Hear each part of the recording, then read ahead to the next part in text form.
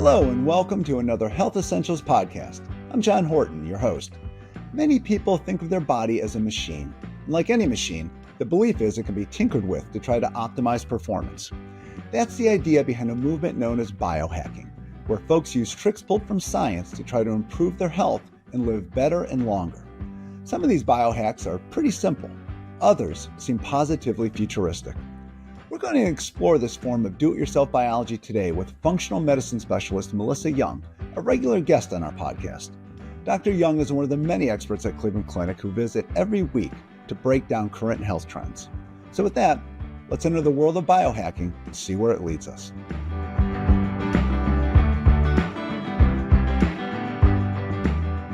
Welcome back to the show, Dr. Young. I always know we're in for an interesting and even mind-bending chat when you're on the schedule. It's always a pleasure to be a guest. Thank you.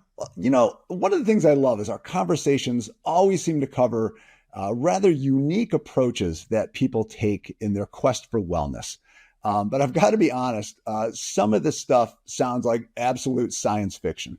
I agree with you. And I think, some of it's pretty basic, though, still cutting edge at the same time, but some of it is more like science fiction for sure. Well, everyone's willing to try new stuff and sometimes get a little crazy with it. Indeed. Well, that leads us right into our topic today, which is biohacking. Mm-hmm. In reading up on this movement, I found it really hard to get my arms around this whole concept, given how broadly it can be defined. So if we can, let's start with just kind of a simple explanation as to what biohacking represents. Sure. So biohacking is the art and science of maximizing human performance by hacking our biology. And I think simplicity-wise, it's making intentional changes in lifestyle, our environment, our body to maximize our mind, body, and emotional health. So you're just kind of looking for a way to kind of control your body by kind of changing the environment around you and even inside you?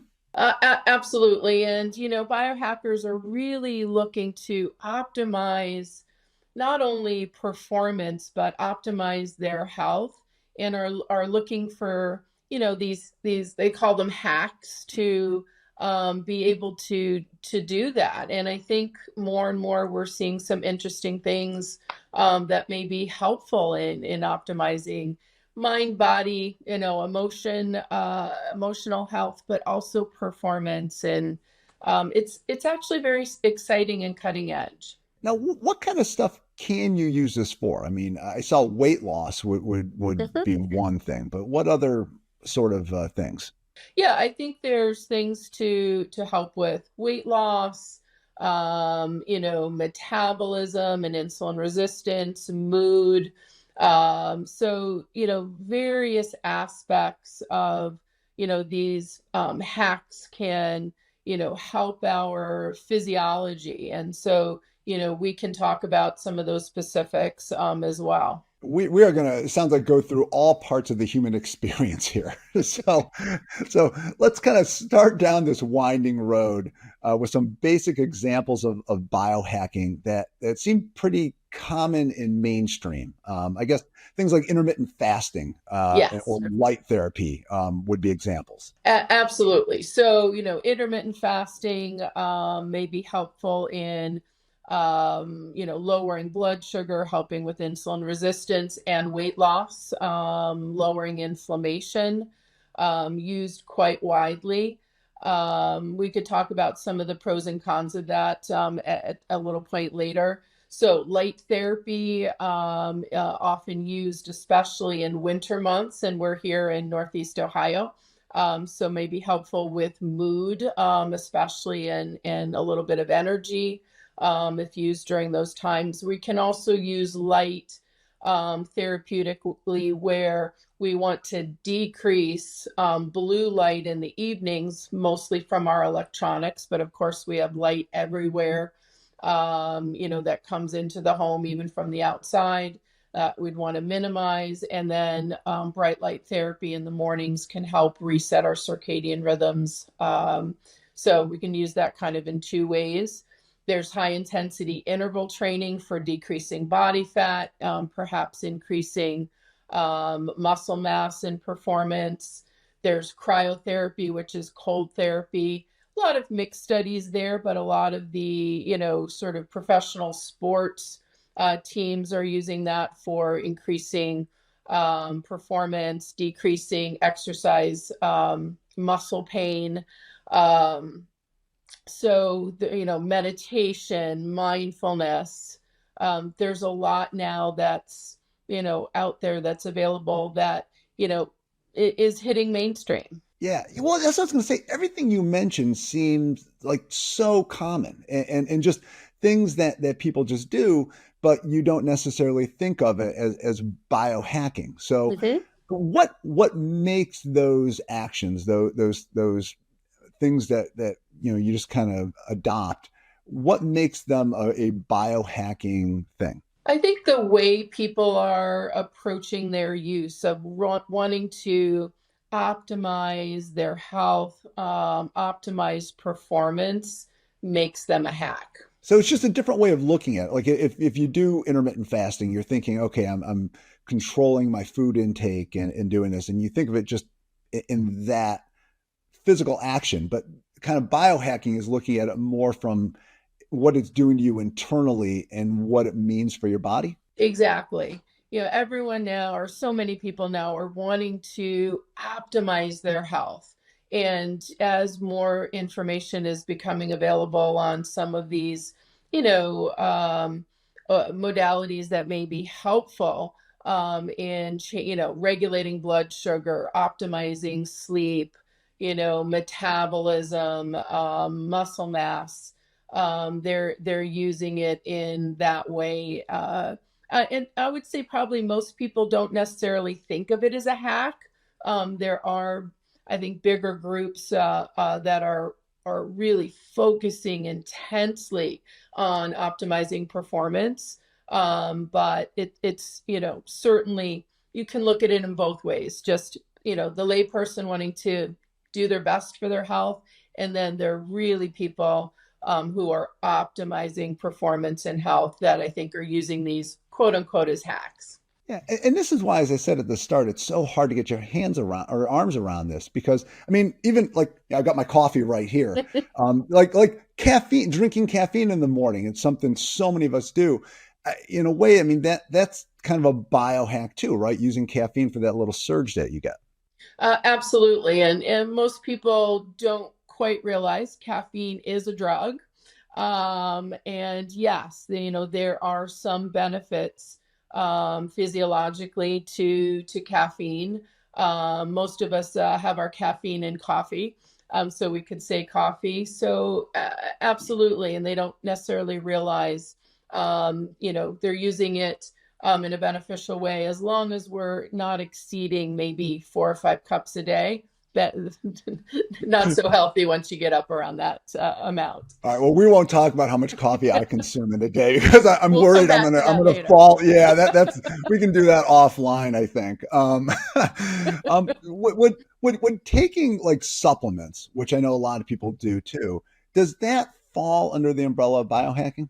It can. It certainly can. And especially for the biohackers, things like nootropics are a focus. What Which are nootropics? That's nootropics, yes, are supplements to enhance cognitive ability, mental performance, focus.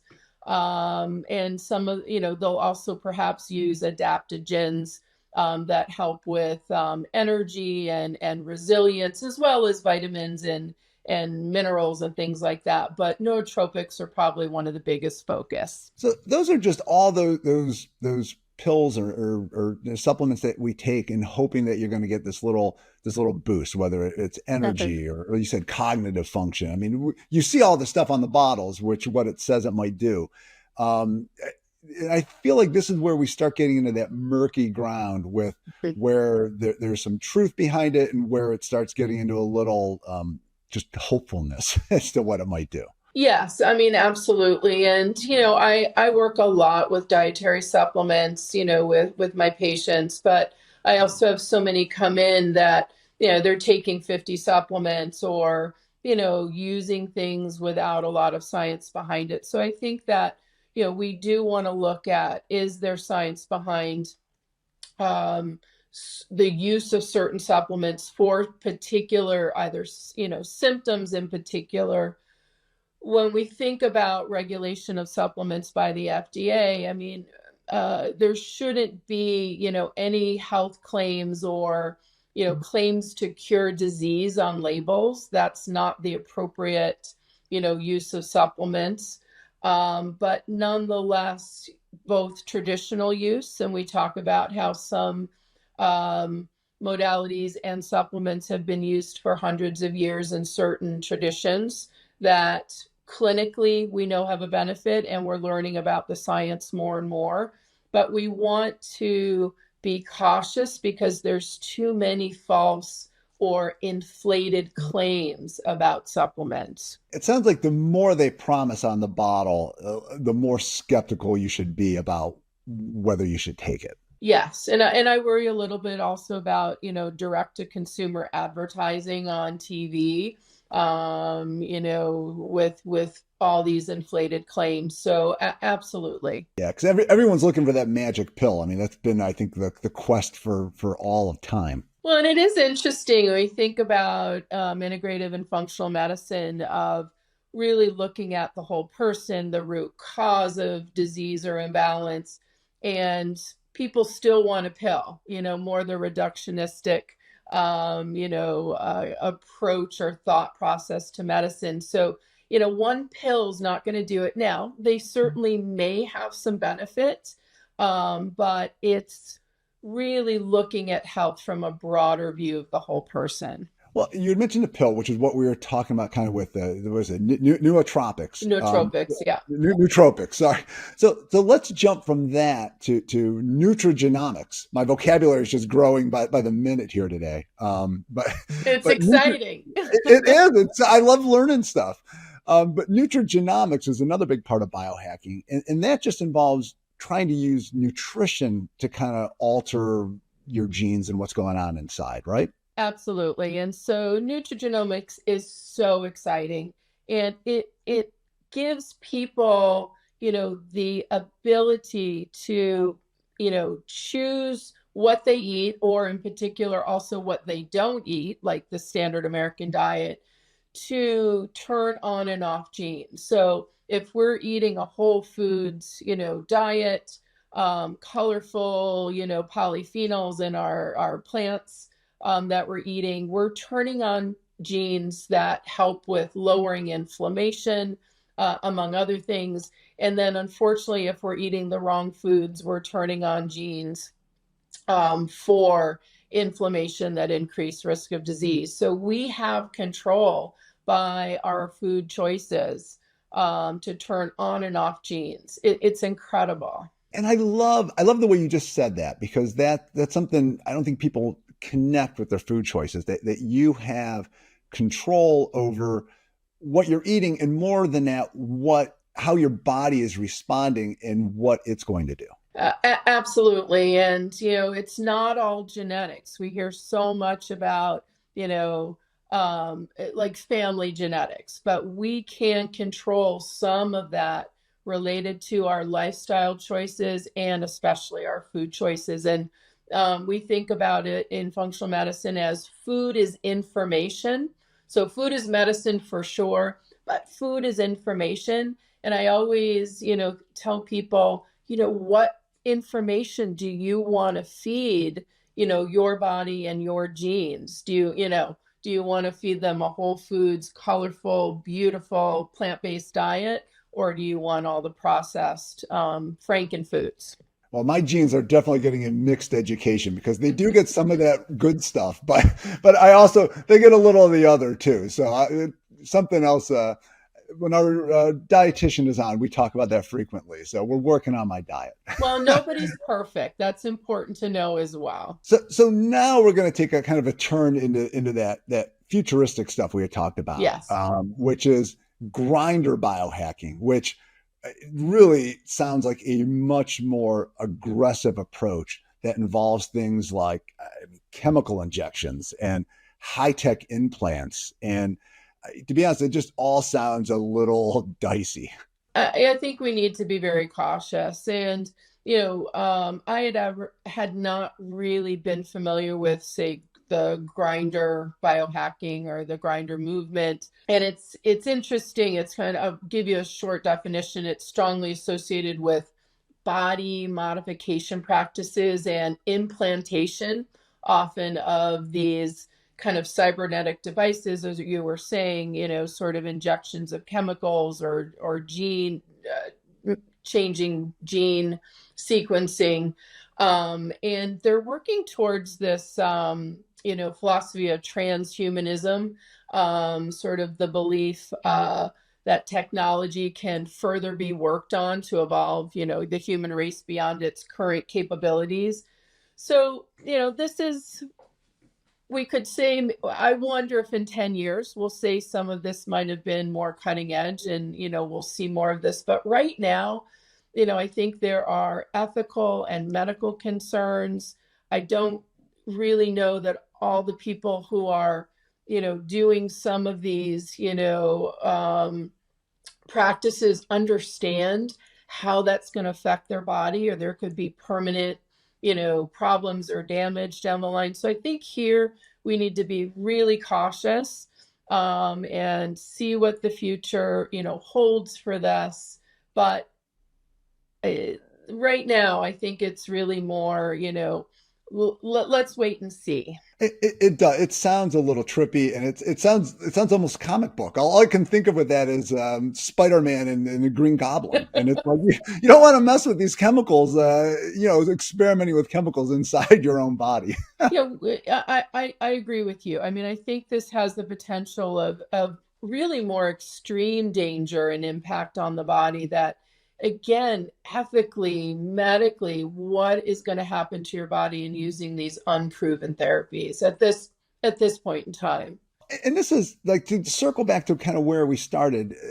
This is what makes talking about biohacking just so interesting and just so it covers so much, and it's hard to believe that in this one realm you kind of go from just intermittent fasting, which is so common, Yeah. to implanting things and chemical injections. I mean it's just such a huge universe that we're talking about, but I guess that's what makes it so fascinating. Well, I agree. And, you know, medicine is progressing all the time. We'll see, the outcome of this in the future. But I think as well, most people, or so many people, are not doing the basic sort of, things they can do to optimize their health for themselves.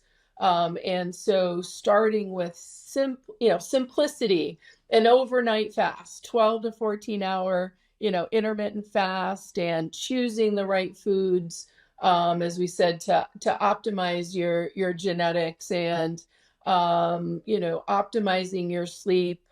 These are things that I think people should be focusing on, that, we know generally are very safe, and probably have quite a bit of benefit as we're learning more and more. When you look at it from that angle, and you said these safe kind of simple things we can do, it sounds like then biohacking in that form is really rather safe and worth trying just to improve your own health and how your body is working. I agree. And starting slowly, depending on where you are at a particular point in time. When we think about, intermittent fasting, I think generally very safe. We should all most likely, have an overnight fast anyway. Certainly people with, especially type 1 diabetes, but diabetes or other health conditions should ask their physician if it is safe for them. But for the average person, that overnight fast actually might and does have a lot of benefit.